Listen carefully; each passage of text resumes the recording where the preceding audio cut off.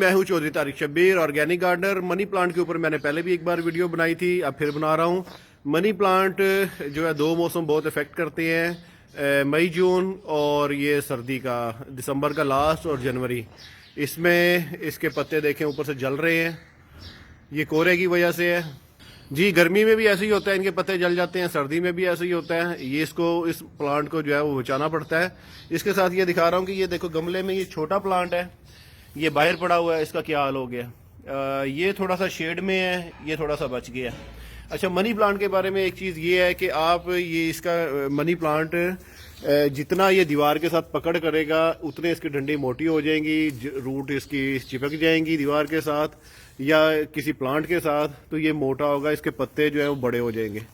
अगर आप इसको आज़ाद छोड़ देते हैं तो इसके पत्ते जो हैं ये इस तरह छोटे हो जाएंगे, छोटे होते जाएंगे। अभी एक ही मनी प्लांट है, ठीक है, इसके जो पत्ते दीवार के साथ यानी डंडियाँ इसकी चिपक गई हैं, रूट्स इसकी बन गई हैं, वो उसके पत्ते देखें 2-2 फुट बड़े हैं।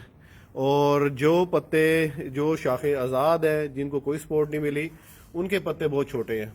तो ये एक चीज़ आपने इसका ज़हन में रखना है। जो मनी प्लांट होता है ये एक ही चीज़ है, छोटे बड़े पत्तों वाला मनी प्लांट नहीं होता। इसको आप अच्छी खुराक देंगे, अच्छी सपोर्ट करेंगे तो ये जो है मोटा हो जाएगा, इसका पत्ता बहुत बड़ा हो जाएगा।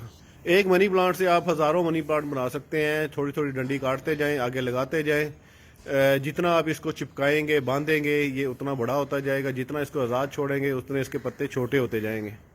बीमारी इसको कोई नहीं लगती, धूप से और सर्दी से बचाना होता है।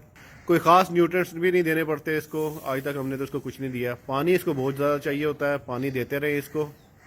जितना आप इसको किसी चीज़ से मजबूती से बांधेंगे ये अपनी जड़ें गाड़ेगा, चाहे वो कोकोपीट हो या वो नारियल का बुरादा होता है, चाहे वो दीवार हो, चाहे वो दरख्त हो, उतना इसका पत्ता बड़ा होता जाएगा जी। इस प्लांट को आप पानी में भी लगा सकते हैं, बोतलों में, घर में, इंडोर, लेकिन उसके लिए भी एक मुनासिब लाइट का चाहिए और पानी आपको हर हफ्ते चेंज करते रहना चाहिए। अगर पानी में आप 1 चमचा चीनी डाल दें तो इसकी जो है नशोनुमा ज़्यादा अच्छी हो जाती है, क्योंकि चीनी ग्लूकोज ये इंसान की भी ज़रूरत है और पौधों की भी ज़रूरत है। तो मेरी टिप्स पे अमल करते रहा करें। अल्लाह हाफिज़।